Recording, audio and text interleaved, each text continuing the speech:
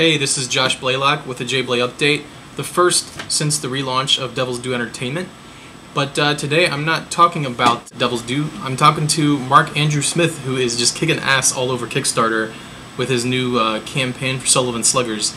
This morning the thing hit $40,000, so I haven't talked to Mark in a couple of years. I bugged him, making him stay awake late, all the way from Bangkok, Thailand. And he was nice enough to chat for quite a while and share some of his little secrets. So I hope you enjoy. So Mark Smith, all the way from Bangkok, joining us on video chat. Thanks for staying up late. By now, unless you're living under a rock, Mark's campaign just hit $40,000 on Kickstarter.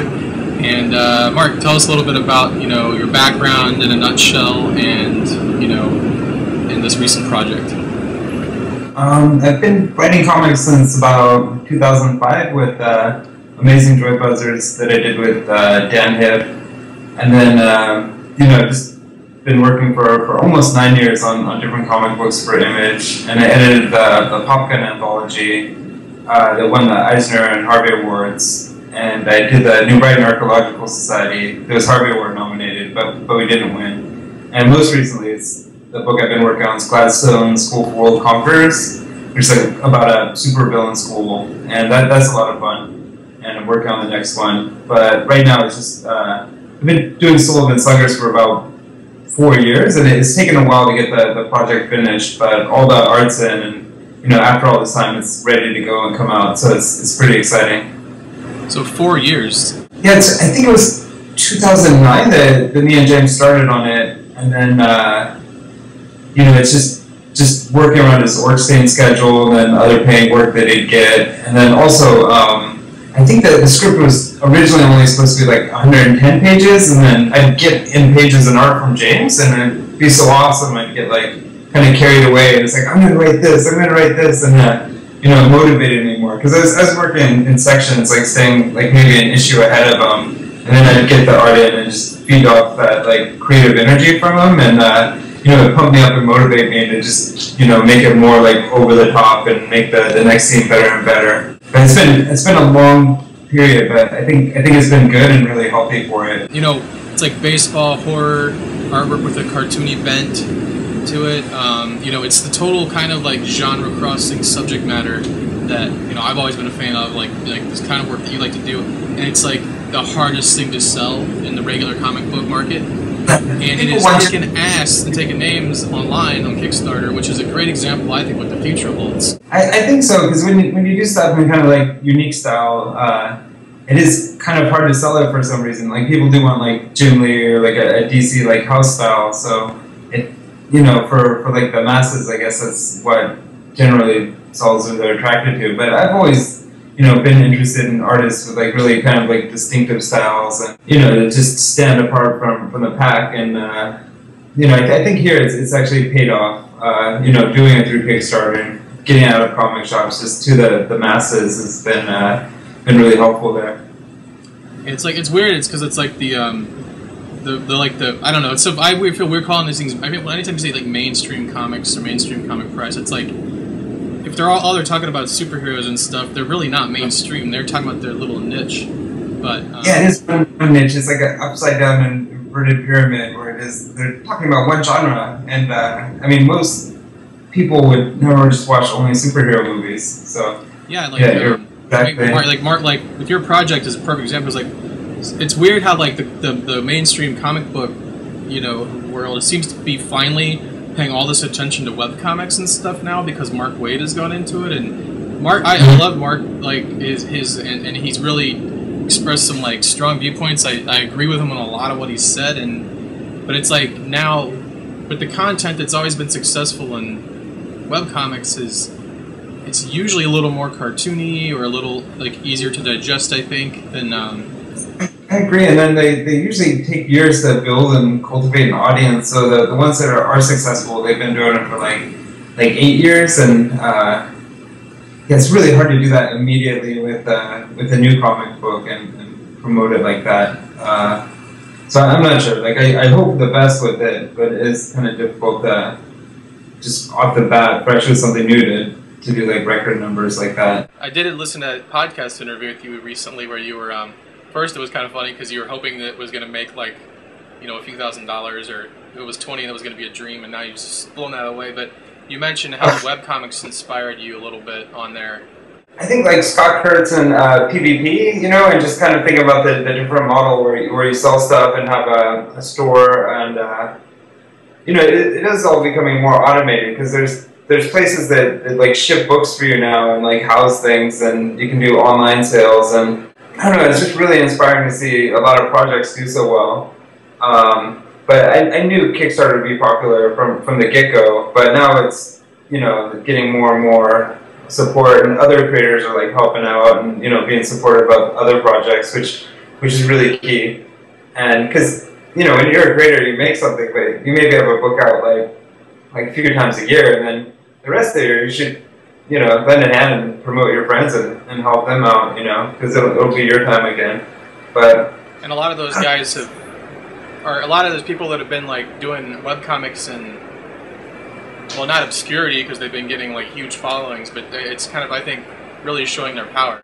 They have no idea who they are. They're like, who's that person? You know, who's Kate? I think it's Jax that does the questionable content, which is like one of my favorite webcomics, and Bad Machinery and Octopus Pie, but the comics audience has no idea, and they're like bigger than comics, you know? I mean, that's what's really cool about it.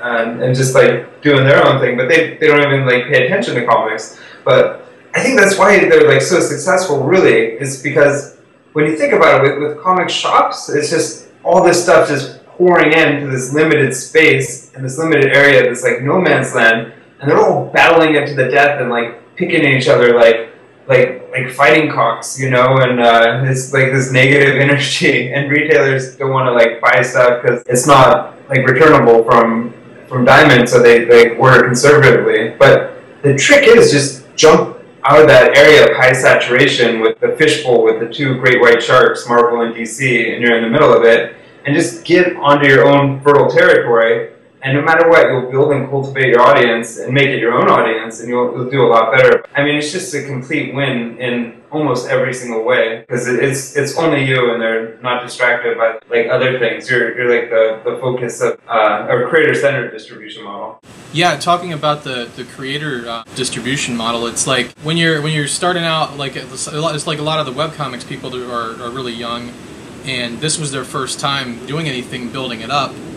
And now they've been, next thing you know, it's been years, they've been cultivating the following, and now they can, when they started, the technology didn't even exist, and now they can flip that. Conversely, It seems like a lot of professional comic artists and writers can, their dilemma is, well, I'm older, I gotta make a living. I can't, like, what do I do? I can't just cultivate that following slowly. So it's kind of like they gotta do it on the side or something, but some of them have enough notoriety, they could flip it, but it's going to take some balls to like make that leap, which is what goes to Mark Waid for starting to do that. Yeah, it really is like mainstream the monthly comics meeting the web comics model that, like, you know, Scott Kurtz kind of talked about, where, you know, it's more about like RSS feeds and subscribers and things like that, and just building and cultivating an audience with like nonstop content, you know. So whether it's like Tumblr or you know, like your blog and Google Reader and things like that, but the comic stuff, it just comes out in shops, and people kind of ignore that stuff, which is really important, because when you do that, you're just retaining your audience and in direct communication with them instead of going through someone else. But I mean, that's why those strips are so successful. And then the Order of the Stick guy, he did the $1 million, and you know, I never heard of him, and he just pulled that out, and I was like, it was there. I think that everyone was like, "My God, you know, this is possible. Anything's possible on this thing."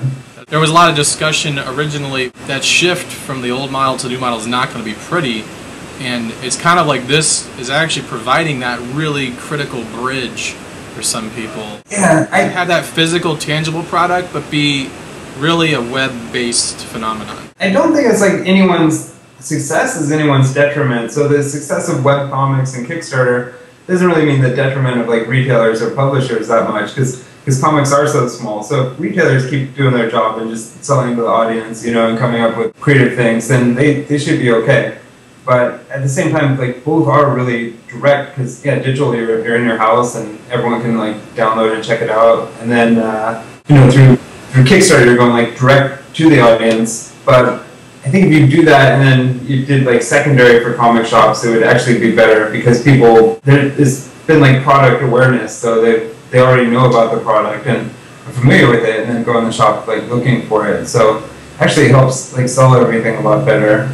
And then I think also for Kickstarter, publishers will jump on board, and a lot of the Kickstarter people, they don't really know what they're doing with publishing, or like, you know, going to a printer and selecting those things. So they'll want somebody with experience to kind of take care of that for them. So I think like publishers also are going to kind of fall into this model too, and maybe take a fee and just make sure that the quality control's high, you know, make it a lot easier for the creators on there. But it really is like non-threatening for now, but it's also the monopoly buster too here. So you don't have to go through that. You go direct, and people have always been complaining about that. Oh, you know, we got to get something new, but this is it. Like Kickstarter really is the most direct route where creators benefit. You really hit the nail on the head, because there's been that resistance to going on there by some more established professionals or by established companies, and you know, I say I hope that lasts a little while longer, gives us a chance to take advantage of it before everyone else comes in. But it's kind of like the more people coming in, it just brings in more attention to it.